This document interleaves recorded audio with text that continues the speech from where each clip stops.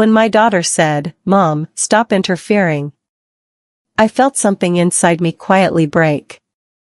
We were standing in her kitchen that smelled of garlic and roasted chicken. The sunlight from the window touched her hair, the same chestnut brown I used to braid when she was 10. She didn't look at me. She just kept slicing the carrots, fast and sharp. I had only suggested she put on a sweater for Emma, her little girl.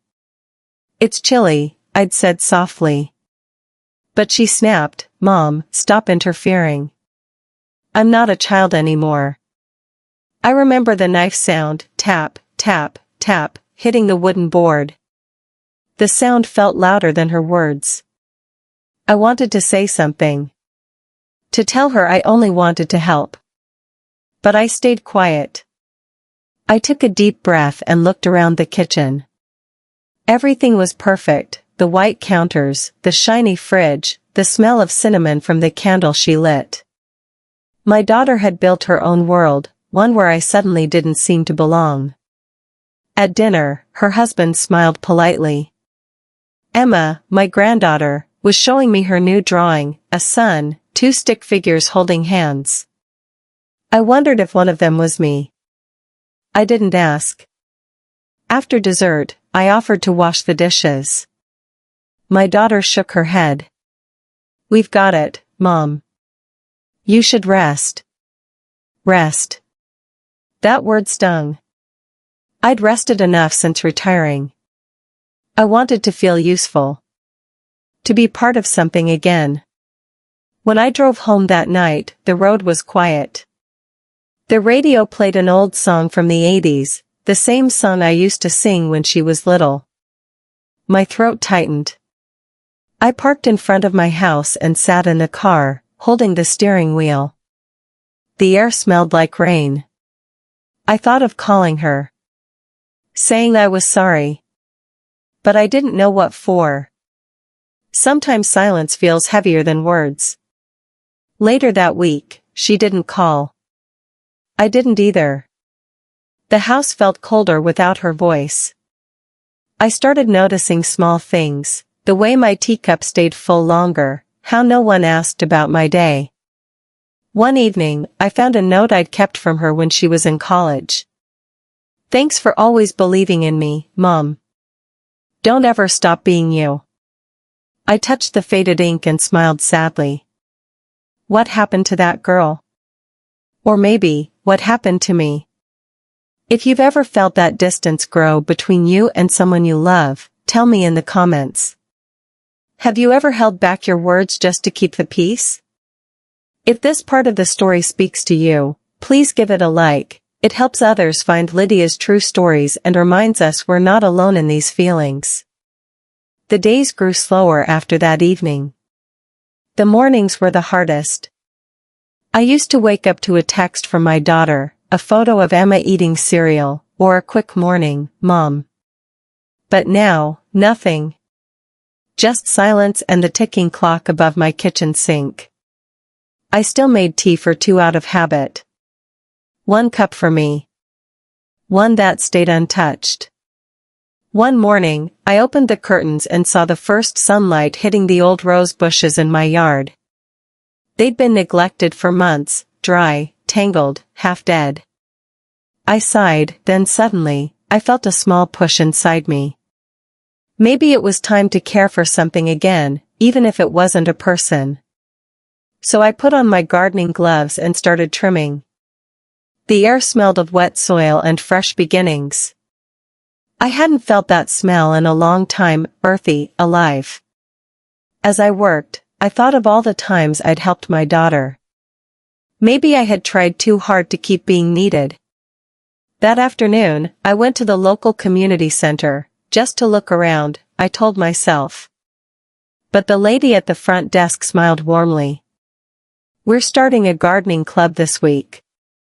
Want to join?" I almost said no. Then I heard myself saying yes. The next week, I met a few women my age, kind eyes, quiet hands. We shared stories between planting lavender and basil. I told them I'd been feeling lost. One of them, Nora, said, "Sometimes, when our children build their own nests, we forget we still have wings." Her words stayed with me all day. That evening, I made myself a real dinner for the first time in weeks: baked salmon, lemon, and asparagus. I set the table nicely, lit a small candle. Just for me. The sound of the fork against the plate felt strangely comforting, like I was dining with an old friend, myself. The next morning, I went to the bank.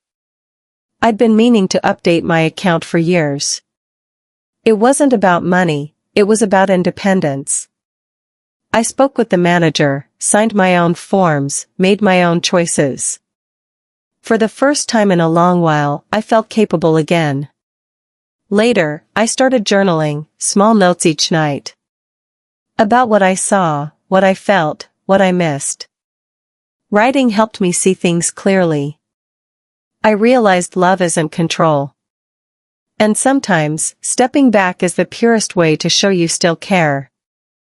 That weekend, I baked cookies and brought them to the community center. I laughed, I listened, and for a few hours, I forgot the silence between me and my daughter. But as I was leaving, I saw a little girl, maybe 6, helping her grandmother pack flowers into a small basket. The way she smiled, gentle, trusting, made my heart ache. I missed Emma. I missed being mom. Still, I knew I couldn't go back to waiting by the phone. So I did something different. I wrote a short letter to my daughter. Not to apologize, but to say I loved her.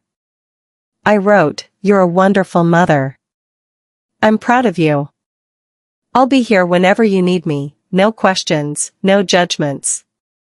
Then I folded the paper and slipped it into an envelope. I didn't mail it yet. I just placed it on my table, next to the candle, and watched the flame flicker. That night, I felt something shift. Not outside, but inside. A quiet peace.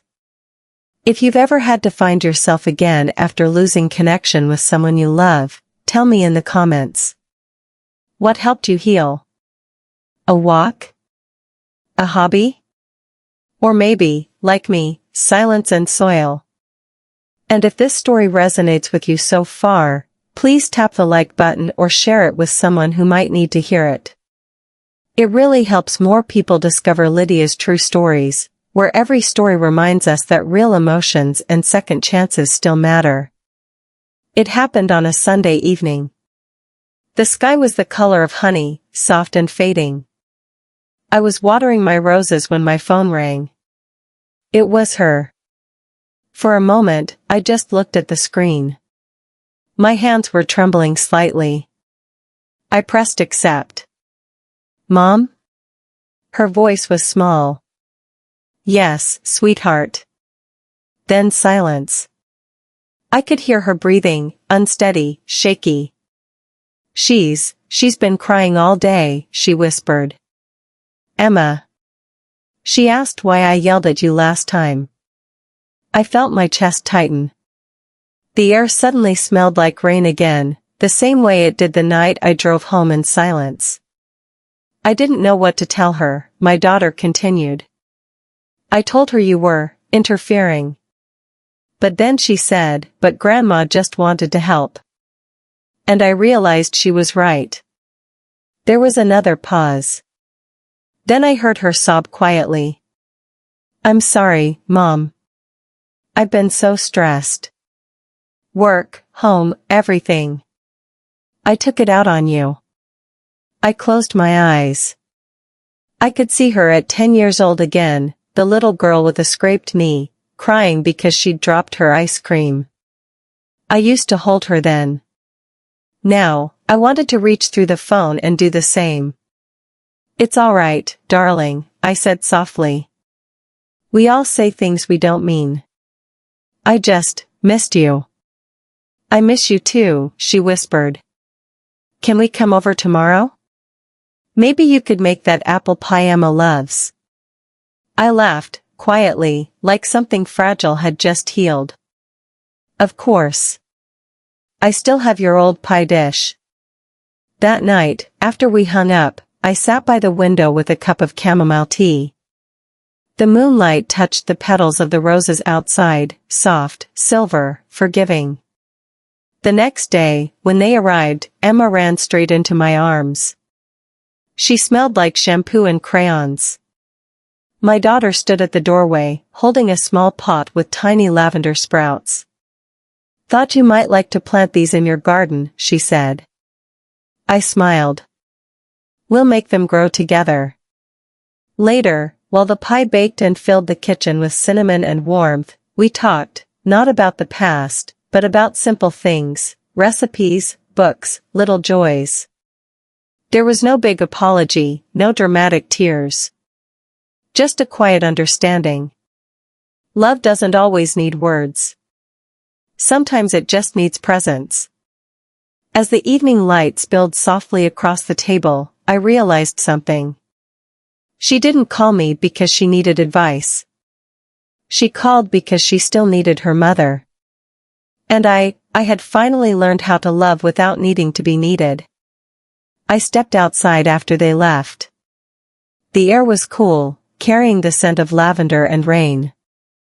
I looked at the sky, a gentle gray now, and felt peace settle inside me.